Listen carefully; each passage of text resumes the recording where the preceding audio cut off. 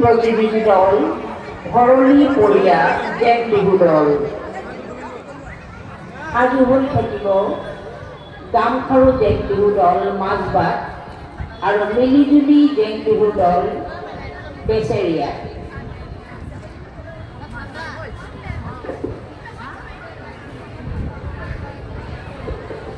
বতাহত বহিব